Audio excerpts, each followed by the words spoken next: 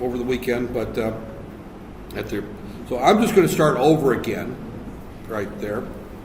So I pity those who sat through Monday's lecture. That there, you get to see the same thing again. That there. Although I'll probably go further with it today. I'll probably Monday's group. I'm not so sure if I was even awake during that lecture, because that was 3 o'clock right after I got back to from the U.S. I'm actually pretty much on track today. I woke up this morning feeling nice and refreshed. I had a cup of coffee and everything. So that there. So okay, there. So all right, I'm going to revert back to, for the most part, I'm going to follow the Silicon Labs textbook, which I made available in the microprocessor class. But I'm going to kind of go fairly fast through the early parts since you've already been through that, and concentrate more on programming in C and very little in assembly past the first lab. So next week we're just going to kind of repeat the Blinky just so that remind you how we program the board. I know it's been a good month and a half since anybody's come on in. That's it. I know it's been a good month and a half since anybody's done anything with this development system or that there and completely forgot the process. So we need to repeat at least the Blinky lab just so that we understand how to hook up the board, how to run the assembler, the compiler, how to execute the code, how to run through the debugger. So we're simply going to repeat the lab just because, again, I realize that some people don't agree with repetition, but repeating the basic lab is really worth doing, because when we go to do the second and third labs, if you had done that, if we had repeated that first lab, everybody will be going, where do I plug this cable in? Which software do I use? How do I compile it? All those things you forgot out there. And I'll be real honest, as a practicing engineer, whenever I switch from one company to another as far as software that I use, in other words, I'm using Silicon Labs on a project, all of a sudden I pick up another project and I have to use Freescale, and I'm using, for example, an HC12 processor, and that uses CodeWarrior. I have to relearn the process all over again. Out there. It doesn't take long after you've done it once or twice, but not there. But I've taught different courses, and this is going to sound really strange, at the same time using an ARM processor with Atmel, a Silicon Labs processor using an 8051, and using an HC12 using CodeWarrior. So I've had to use 3 different software packages simultaneously, teaching 3 different courses for 2 different universities. That there. So, I know how easy it is to forget how to use a particular operating system. That there. So, get to. Okay, this is the series of lectures that Silicon Labs provides in their course. That there. I'm going to, of course, deviate from them greatly as I go through the semester. That there. But as you look at that there, the first half that there gets up to similar directives and how to do that there. We're going to probably concentrate more on the second half and more on labs than we are going to be on actually the academic material. This course is called Microcontrollers and Interfacing. I'm going to spend a great deal of time on the interfacing part. The assumption is that you've learned enough about the microcontroller in the microprocessor course, so now that we can get into how do we interface a display, how do we interface keyboards, how do we interface analog components to this, how do we interface motors to this there. So we're going to be doing more, we're actually going to be doing things with the microcontroller more this semester than the first semester. So, but with that being part of the discussion, we're going to have to spend a little bit of time making sure that everybody understands it, because as I said, I taught the first semester, I graded the final exams, and I know that some of you still are lacking some of the things that before we can actually start building things, we need to review a few topics out there. So, okay, out there. This course syllabus is based on a different course out there. This is out there. Okay, the prerequisites are pretty much standard. We talked about up there. Everybody should have, at this point, a course of basic digital. You should have had a course in C. Although I think I'm probably going to have to review C. Is that a fair assumption? That there, everyone had C your first semester here, is that correct? Yep. And you had 7 weeks of C. You know, half the semester was MATLAB and half the semester was C. Okay, that there. I'll be, you know, when I taught this class back at my previous university, when students got to this course, it was a 3rd year course, so I think it was I want to say 5th semester course instead of a 4th semester course. They had already taken a course in Visual Basic there. They'd taken a course in MATLAB and a course in C. Plus they had taken a course in Advanced Digital Circuits where they learned VHDL. So the students that I had taken this class from me in the past had 4 semesters of programming of one type or another.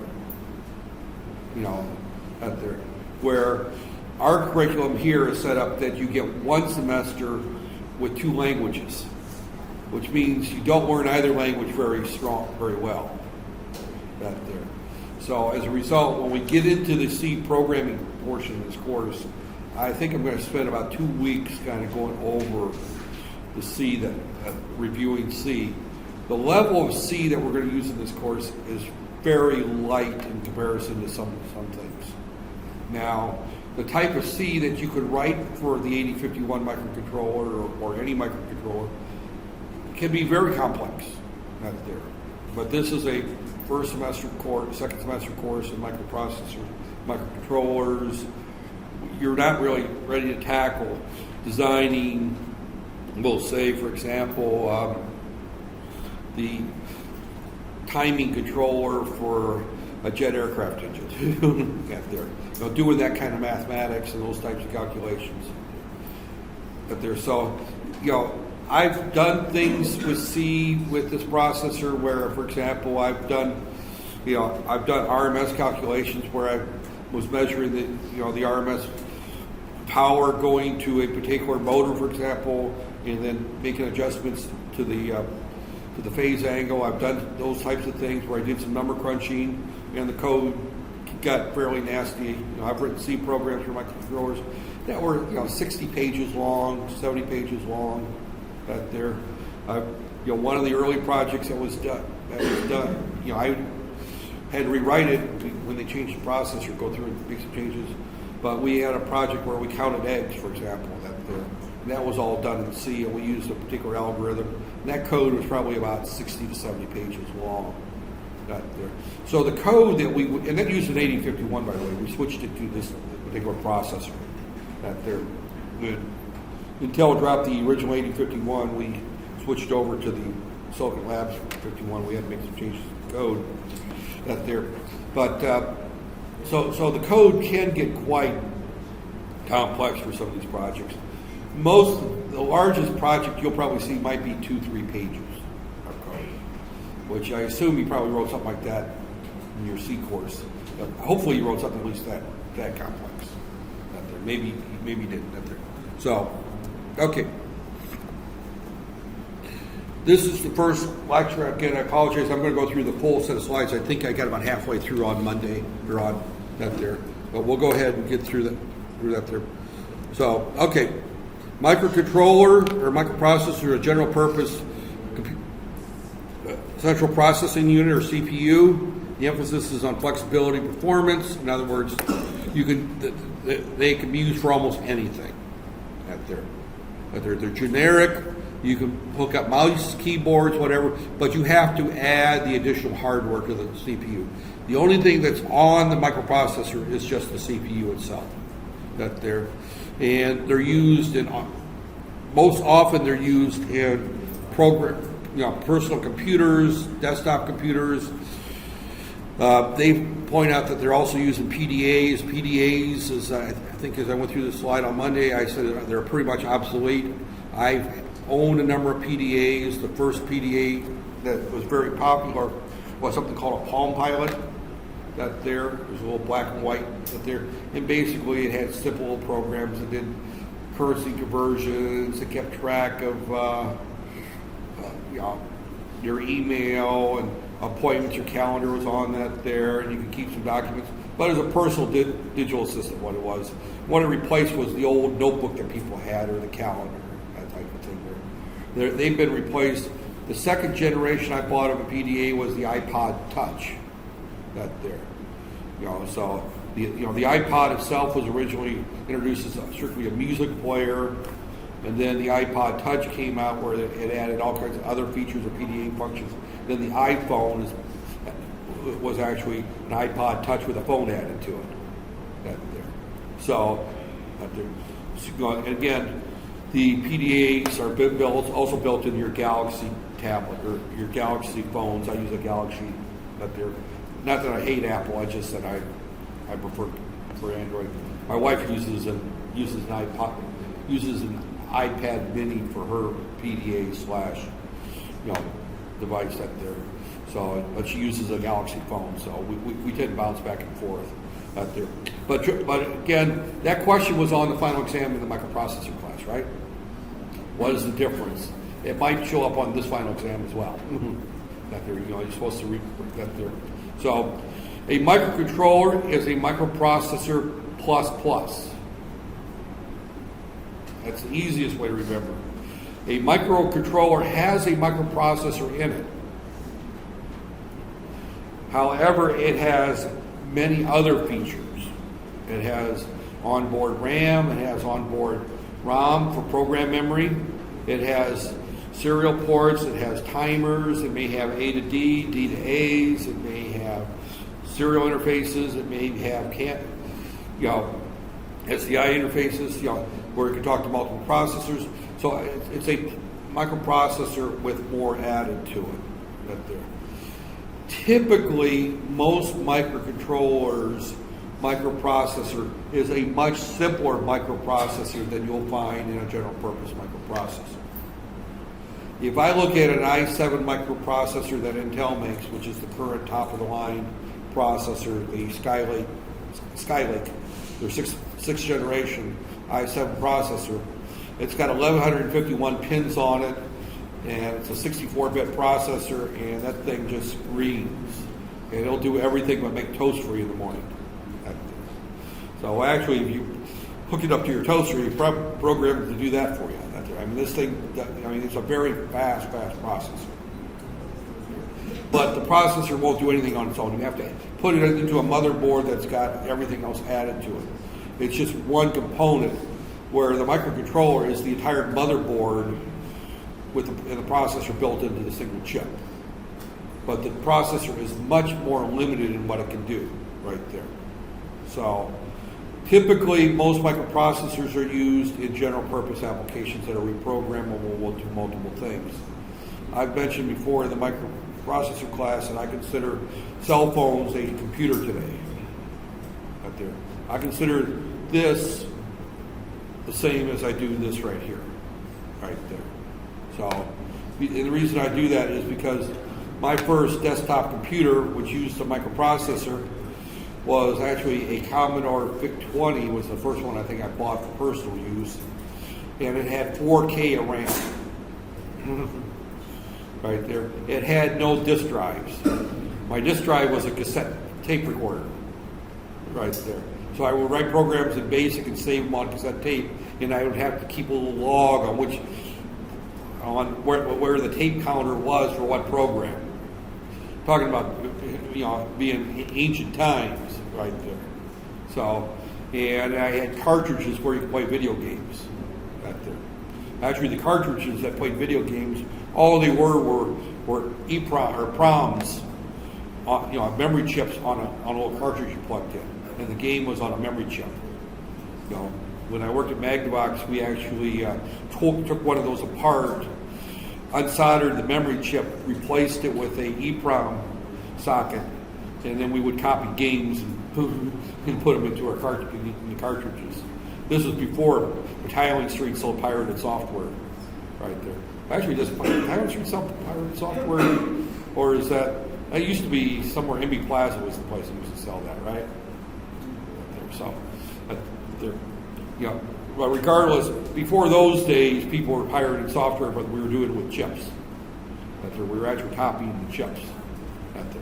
So, but again, the key difference is that the microcontroller, microprocessor, or the microcontroller is a microprocessor with other things added to it.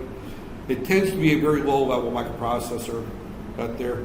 Some of the microcontrollers out there today are very complex, though. There are some 32-bit microcontrollers out there that are very, very powerful in comparison to the out there, especially the ARM M series. The ARM M series are very, very powerful microcontrollers right there. So, okay, some other terminology. This should be reviewed. An IC is just another term for an integrated circuit. And all it is I use the term chip right there.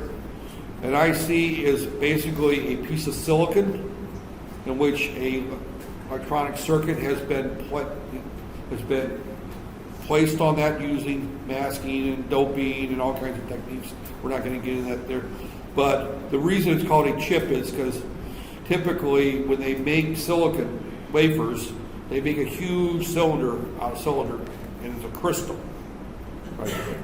So it's a crystal that and they cut it into very thin wafers, and then they place the electronic circuit on the wafer using a technique where they basically expose it to a gas, etch it, expose it to another gas, etch it, expose it to another gas, etch it, and they place transistors on the silicon right there. And then they cut it into little tiny squares, which they call chips. And then these chips are then placed inside of a package. And the wire is bonded to the outside pins that go to the chip right there. Malaysia does a lot of the packaging of the chips, and they do some of the, that's one of the industries, is the IC manufacturing that is fairly large in Malaysia. Altera has their fab there. Atmel has their fab up in Penang. Freescale has a fab in PJ. Texas Instruments has a packaging plant there in Carmont, AU. So that industry is very common in this area. One of the reasons it's common, incidentally, is because that particular industry requires you have lots of water, and it's very clean water. In Malaysia, being part of a rainforest, it's easy to make ICs here because it rains a lot. There's a lot of water. Although sometimes you have the water shortages, but comparison to the home of some of these chip manufacturers, which a lot of these are based out of California, there's a place, I was just there actually last month out there. I drove through and stopped at a couple places. There's an area of California just south of San Francisco, between San Jose and San Francisco. They call it Silicon Valley. And that's where a lot of these chip manufacturers, their homes are. That's also the home of Apple computers come from there, Hewlett Packard's there. A lot of them there. Motorola, Intel came from that area. Intel's in that area. Motorola or Freescale actually started out in Chicago, so they're not in Silicon Valley. But Silicon Valley is in the middle of between the ocean and the mountains, and it's almost desert. So they can't make chips in Silicon Valley. It's kind of an ironic term. They call it Silicon Valley, but there is no chip manufacturing done there. And again, the reason is there's no water out there. San Francisco's been rationing water, I think, for 20 years out there. It's there's a bit. California overall has a lot of water, so a lot of these chip manufacturers, their headquarters are in California, but they can't make the chips there. So, and actually, Intel recently moved their headquarters to Arizona, which has even got less water. So, I would think the only company in the U.S. of the chip manufacturers that's located in any place with water is Texas Instruments in Houston. Out there, and Houston is very tropical type weather.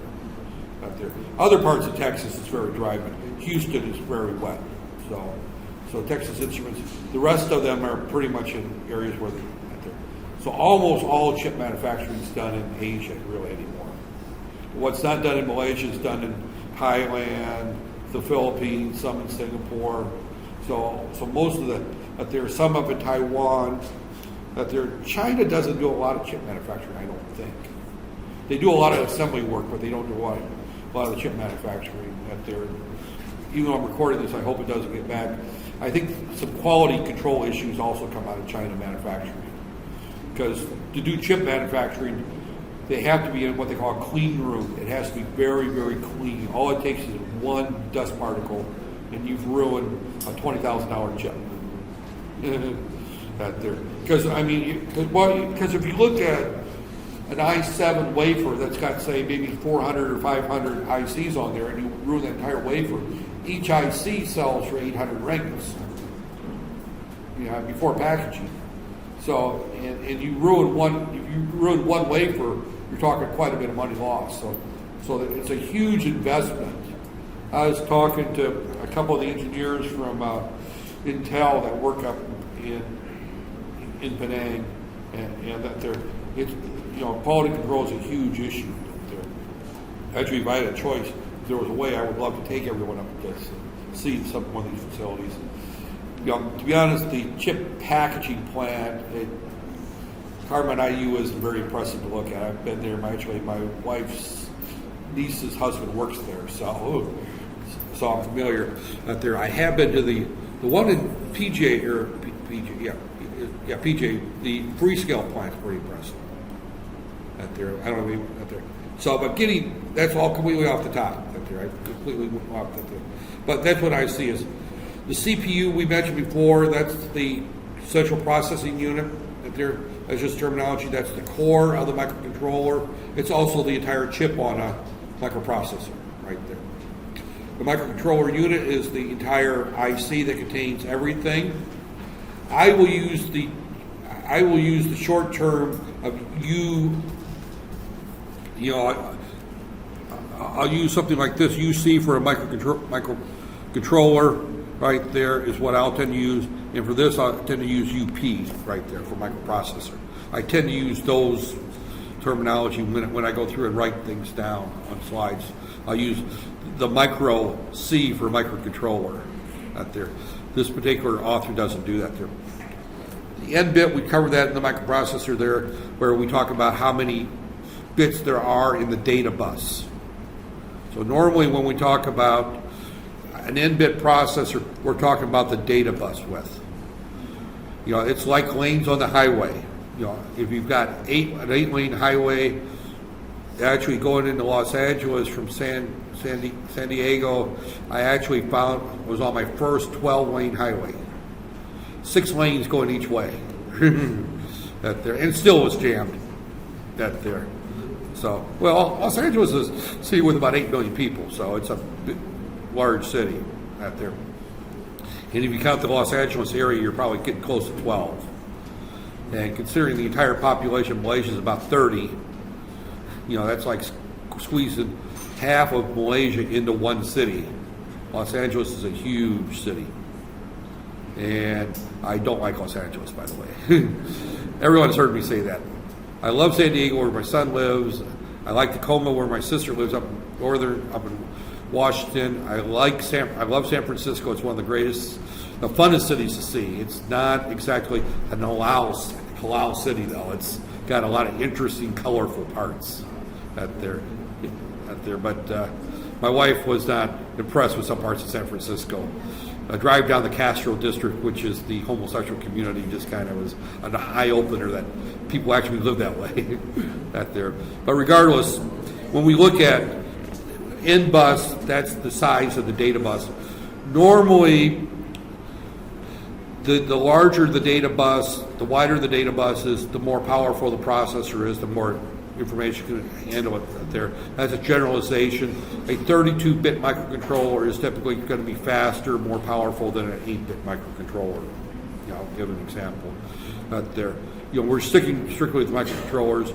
There aren't any 32-bit or 64-bit microcontrollers yet, but the ARM 32-bits are becoming very popular for a lot of applications. Actually, they're replacing microprocessors in some out there. kind of an interesting note, when I first started in this industry, we used, the microcontroller wasn't that common then. The early 8051s and the early 8048s could not do a lot of the work we needed to do in a lot of the projects we did. So we would have to use microprocessors and design a board and basically make a microcontroller of our own using a microprocessor.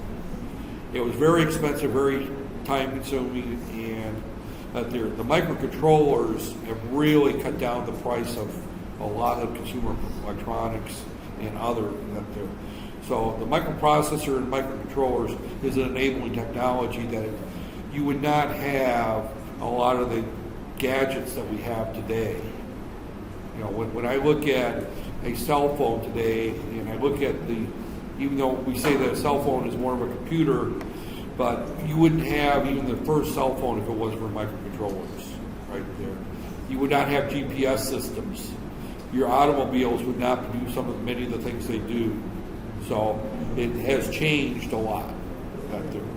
Okay. So the microcontroller architecture refers to the internal hardware organization of the microcontroller. Now, when we say hardware, you can't see it because it's inside the silicon wafer, buried in that etching and everything there.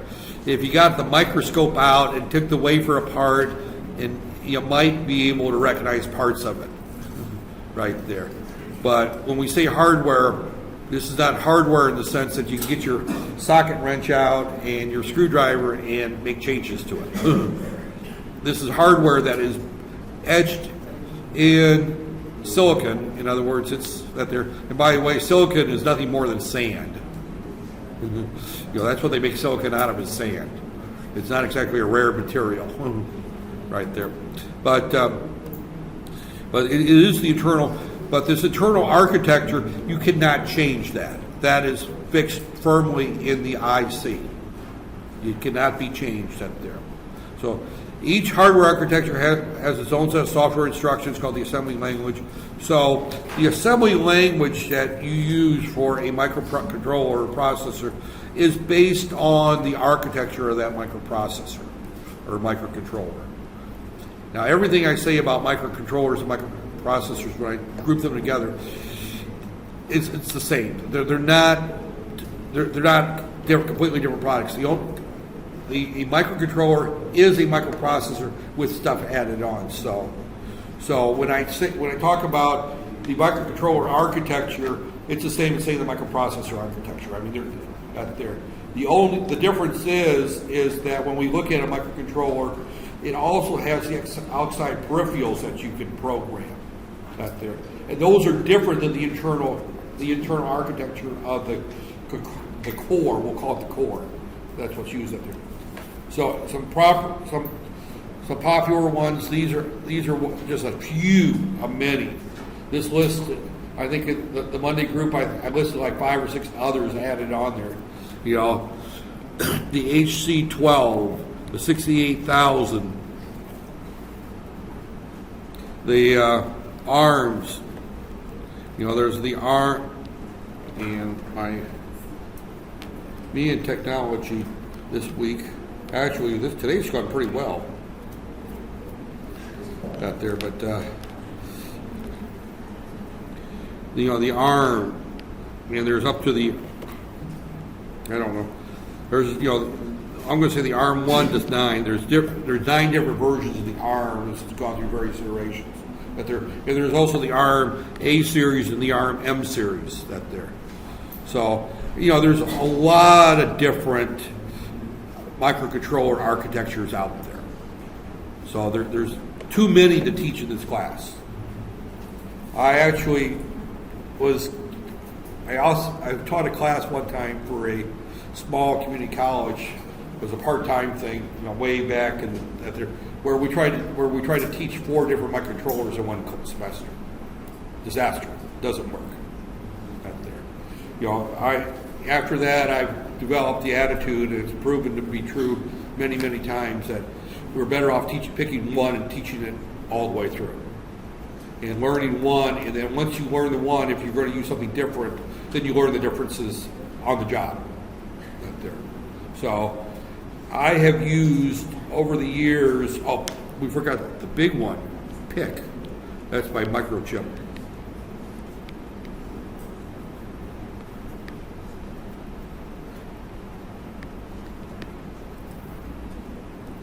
Chip right there. You know, PIC is a big player. They actually make the smallest of the microcontrollers. Their specialty are very tiny 8-pin microcontrollers.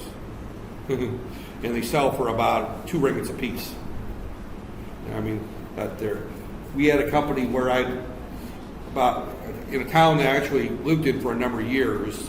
I actually lived there when I was going to school, and my first wife was from there, and that's where I finished high school. We had a small company called Carrier. Well, it's not a small company, it's a large company.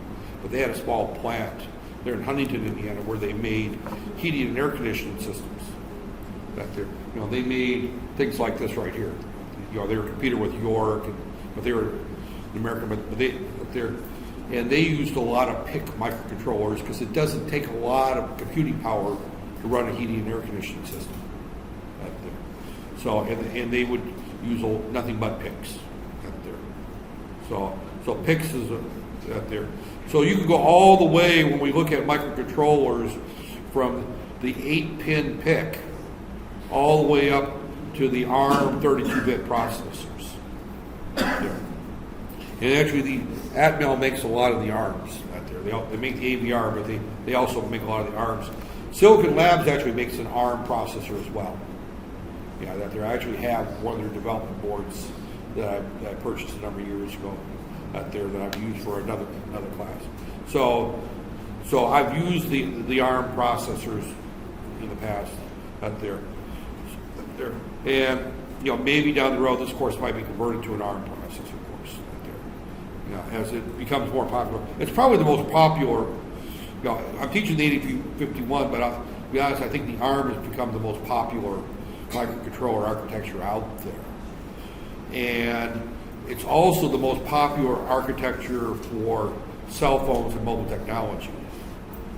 If you've got an Android or a Apple device, chances are you have a multi-core ARM processor in your device out there. I know this has got an 8-core ARM processor in it.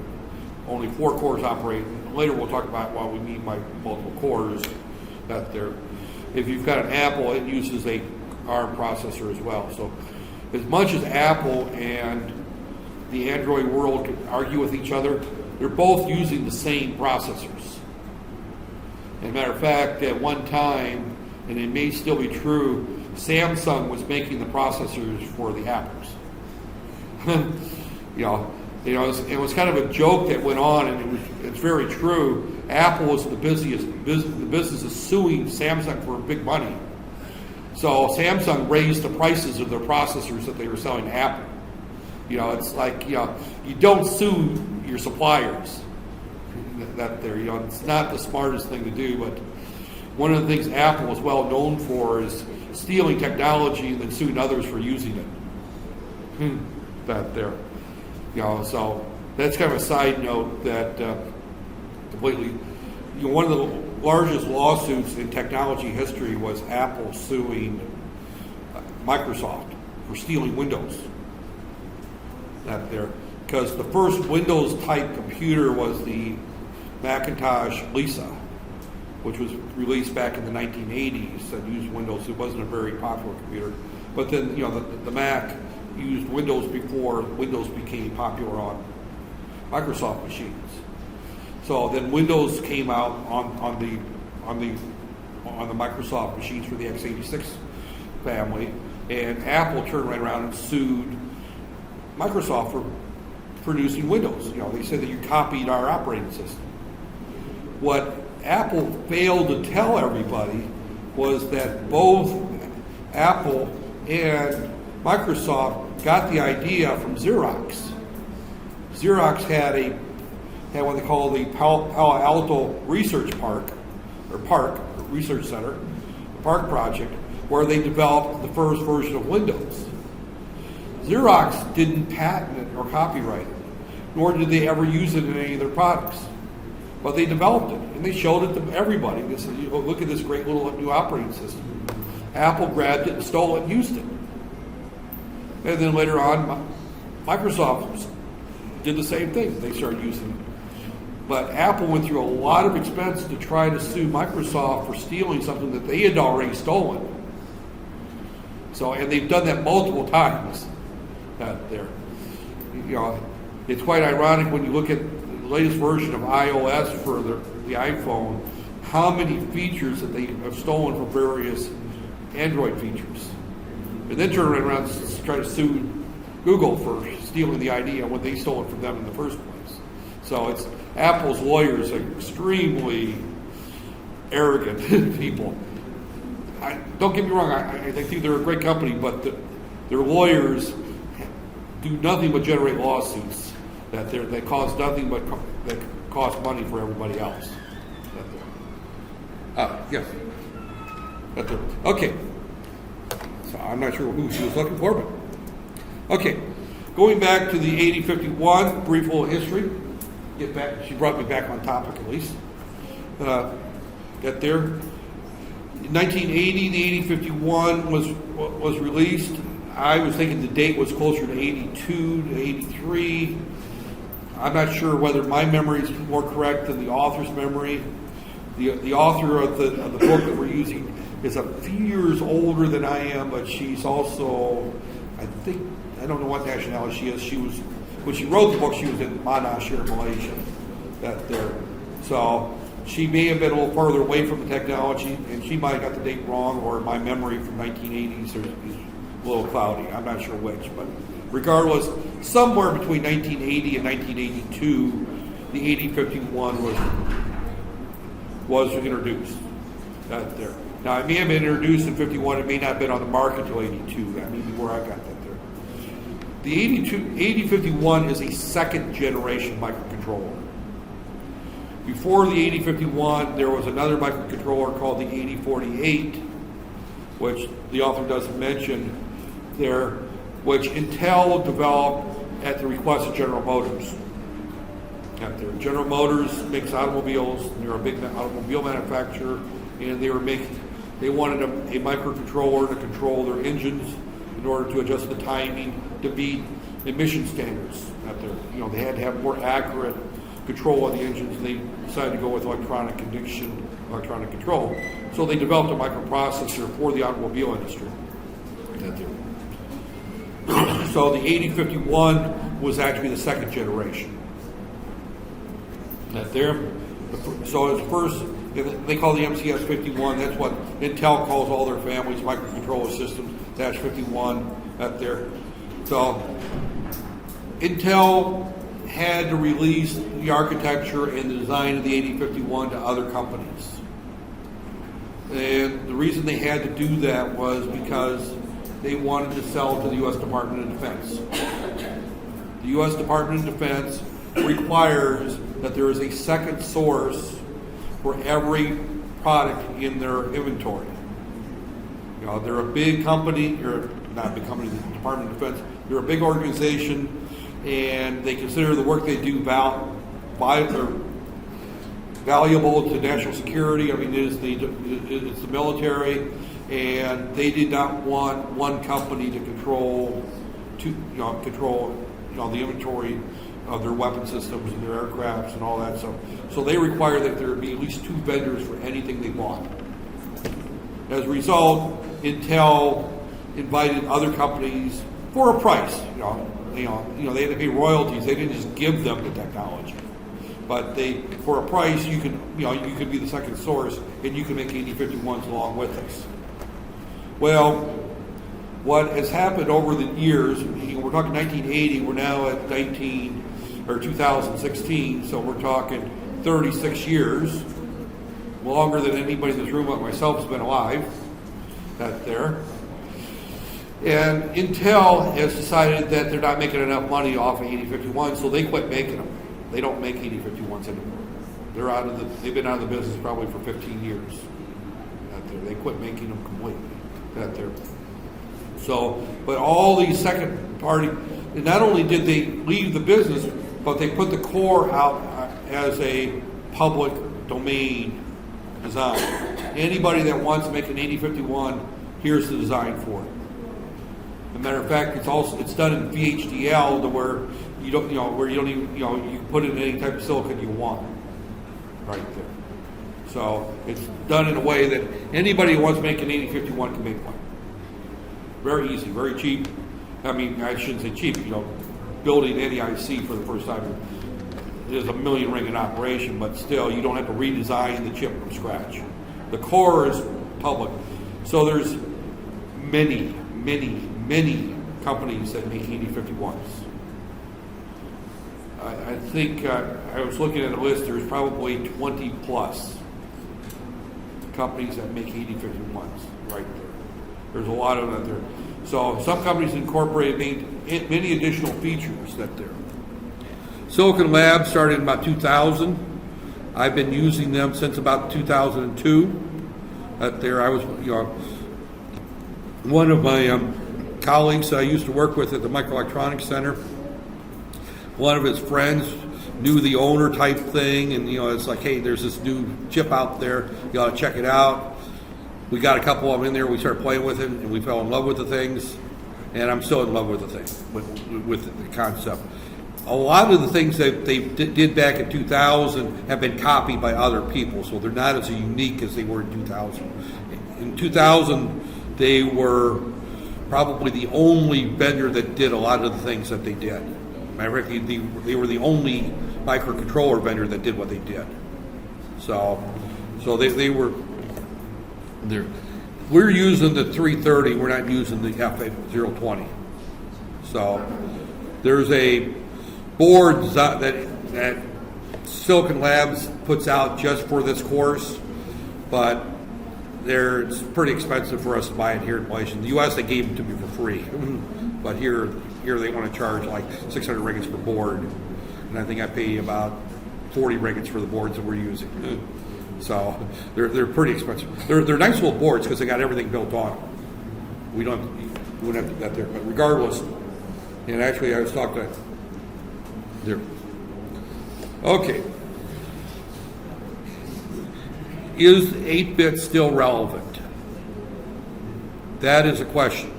8-bit is a very, very old technology. It's been around since the 1970s. 8-bit microprocessors, the first microprocessor sold commercially that was successful at all was the 8080. And that was like about 1973. So we're going back 40 plus years on 8-bit technology. Is it still relevant? Most desktop computers are 64-bit. This little tablet right here, this is a Microsoft Surface, it's got a 64-bit i5 processor there. So, however, this is from 2002. It's still true today. This number actually is not far off. The only thing that is probably wrong, 55%, is that this is probably more like 4 to 5 billion a year. Over half the microprocessors or microcontrollers being sold are 8-bit. There.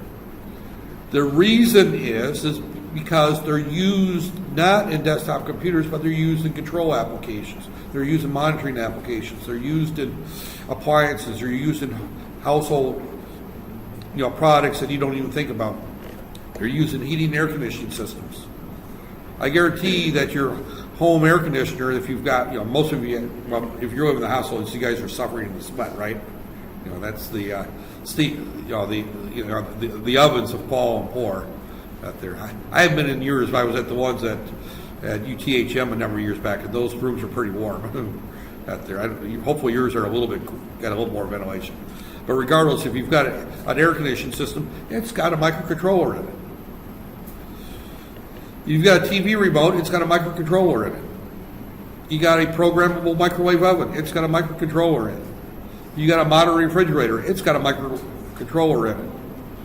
You drive a car that's got, automatic locks on it. It's got a microcontroller in it. You've got rear view mirrors that you can adjust through the little panel. It's got a microcontroller in it. Out there.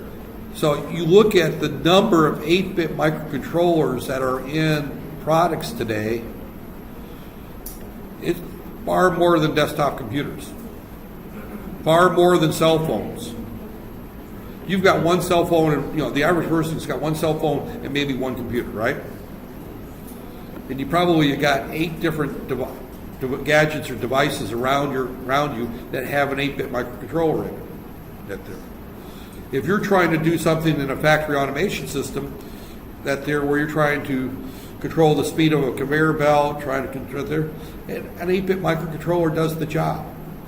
In the engineering world, you find what is the most cost effective for that application.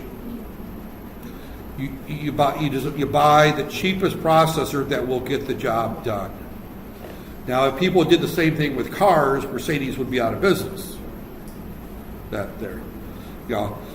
tend to look at that in terms of my own personal purchasing. That I don't buy any more car than I need to get the job done, because cars go down in value. They're not an investment. And they're not status symbols at my age. I don't need to buy a car to impress the girl down the street that I want to date, because my wife's going to get mad at me anyway if I try to do that. So I buy a car that gets me from the house to work, right? And then they carry the groceries. I don't need a Mercedes and I don't need a 4.8 liter engine in that there to drive around KL. My little also with a 1.5 liter does just perfectly fine for what I need. Same thing with designing anything that you want. If I want to control this air conditioning system, do I need a 32-bit arm to measure the temperature in the room and turn the air conditioning on and off when it reaches a particular point? No, a little 8-bit microcontroller does the job extremely well. So when you look at design engineering from the point of a design, you sometimes over-design to a point to where things don't break down. If you design just to the level you need, then sometimes you reach a point where you reach capacity too quickly, so you need to put in a little bit of extra. And the reason would be, say, for something like air conditioning, sales comes down 6 months from here and says that, hey, we need to put in a feature where we can program this thing to come on at a certain time, go off at a certain time, or put in a motion sensor to come on when there's people in the room. We want to add additional features, and we don't want to redesign the whole thing. So you put in a little extra capacity. Same thing when you design a car. You want to make sure that the engine can get up the hill if somebody puts 6 people the size of myself in that car, right?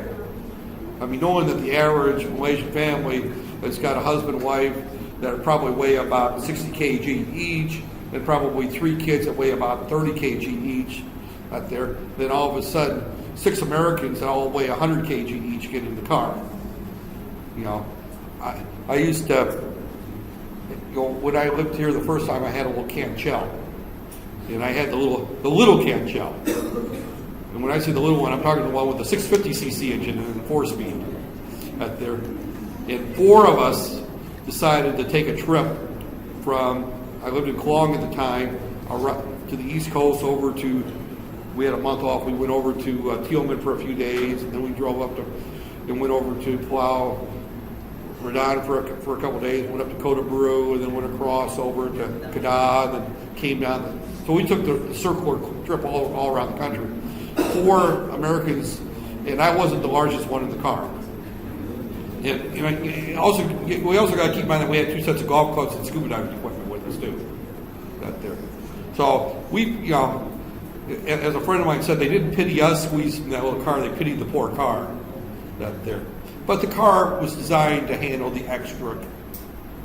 It had the extra capacity. So you don't want to design right to the edge. You design a bridge, and you look at the capacity of the bridge, and you say it's going to be 500,000 tons. That's what you're going to put across that bridge.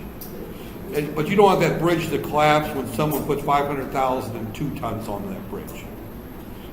You want to put in that little bit of safety margin right there. So, and I'm not just talking about electronics here, microprocessors. I'm talking about design in general. that you want to put in a safety margin, but you don't want to design these things to where they're over-designed out there. So you look at it there. And that's the reason the 8 bits is that they're cost effective and they will get the job done. That there. So again, we look at the advanced features and peripherals added to them. That there, we'll see in a minute that the 8051 today is not the same as the 8051 1980. How am I on time? I'm going slower today. I think I'm getting off track too easy. I'm more awake than I was. Friday, Monday, I just wanted to get back home and get back to sleep. That there. Okay. This is a typical little microcontroller. Actually, this is a bad drawing because that's a single IC now. That they've actually taken the 4 buttons as inputs. The power regulator, the batteries are still there, but the microcontroller and the microprocessor are all built into one chip now. And it's just got 4 push buttons, and you put in, you just put in anywhere between 3 and 6 volts, and it works fine, right there. But again, what we've got here is we've got an antenna that gets a signal from here, the RF receiver. This is the heart of the matter. That's our microcontroller. We have our various motors right there. We have some lights right there. And that's just a simple remote control car. Very easy. I've actually have assigned that in a couple of courses, where actually the course was designed, and I taught the course, but I've also assigned in other courses. It's a little bit of an expensive lab to have everyone do here because we have to buy so many motors, but that there, when I was dealing where money was not quite the issue, this was actually a very fun assignment for students out there. I think I still have the kit with me. I think it's up in my office. I brought the kit with me right there. Okay, we're going to kind of wrap up here shortly out there. We've been talking for a little over an hour out there since I've actually started. This is the original 8051 Sura 1980-82 right there. If we look at this thing right here, this is the core. That's the heart of the 8051 right there. Now, everything around the 8051 CPU is what was added on by Intel back in the 80s.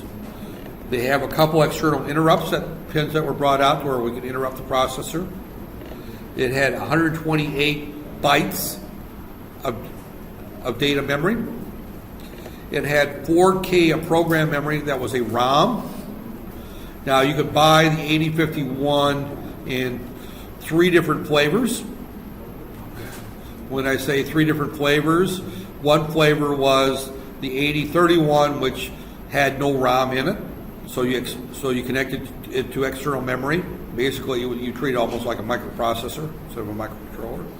Then they had the 8051, which had the programmable, one-time programmable. In other words, you programmed it once. That there. They had the 8051 that was mass programmable. In other words, you bought it from Intel with the software already programmed into it. And then they had the erasable ones.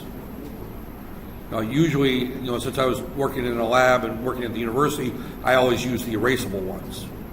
But when we went into production, we would either buy, if we were going to just do, say, a small order, say we're going to make 1,000 or something that there, we would just do the one-time programmables and program them ourselves.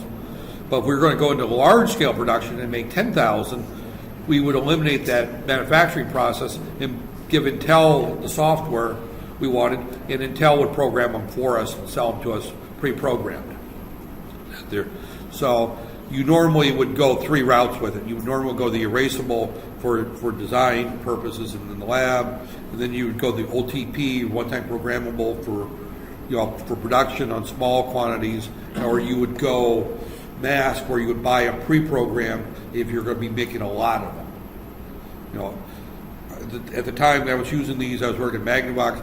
We typically didn't have very large production runs. They were very small. And we had another problem is that a lot of the work we used was classified. So we couldn't give Intel the code. It had to stay in-house because it was going into radios and things like that that were had cryptology algorithms into it, and some of it would go into submarine tracking device. I mean, a lot of it was for military, and because of that, the software had to stay in the plant. So we did not sell that. Matter of fact, we had a special version that had a security bit where you couldn't interrogate the device, that there for security. So, but regardless, 4K was the largest program we could write. We couldn't write anything more than 4K. That there. We had a couple of timers that we would use. We had a lot of I/O. The original 8051 had 32 pins of I/O. That was one of its beauty parts. Our chip doesn't have near as many. These pins we never used. The reason we didn't use those pins was because if we had a program that we needed to use external memory, then we're better off just going ahead and using a processor. Why use a microcontroller? Right there. So, originally Intel, and they still put the capabilities in there where you can add additional memory beyond what comes on the chip. But nobody really used that because, if you needed more memory today, you just buy a larger microcontroller. Back then, if you needed more memory, you just switched to a microprocessor. So those pins were complete waste. And this was the only serial port right there. That would plug into a normal RS-232 serial port. That's how you would communicate. That's the original 8051. This is what we have today. See? Little difference right there. This is the same. That hasn't changed as this right here. That has not changed right there. But everything else sure has. Everything else definitely has. And as we look at this right here, I'll just kind of pick out a few things here. This little corner right here, this is our analog section. That did not exist on the original 8051 at all. We've got right here, I guess I can't. Wow. Right here, we've got AN0 through AN7. We have 7 or 8 pins there. Those are analog inputs. They go through an analog mux right here. This is a little mux right here, where we select which analog pin we want to read. Right there. We've got a little programmable adders, a multiplier there where we can double the voltage out there so we can make it more sensitive right there.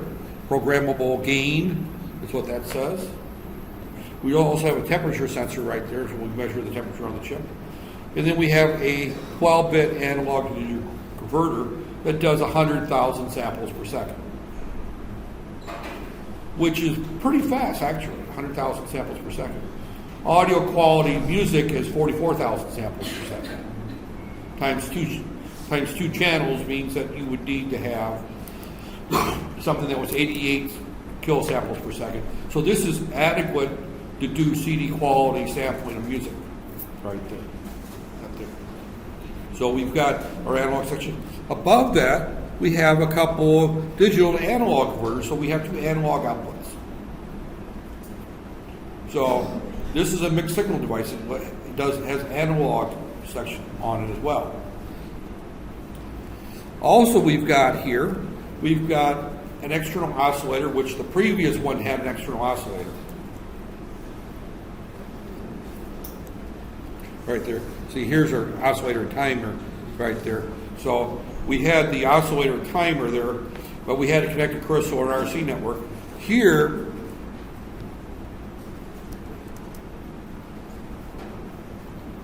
we've got, this is our external oscillator circuit. So in other words, that's the same as the original 8051, but we've added to it here this little internal oscillator.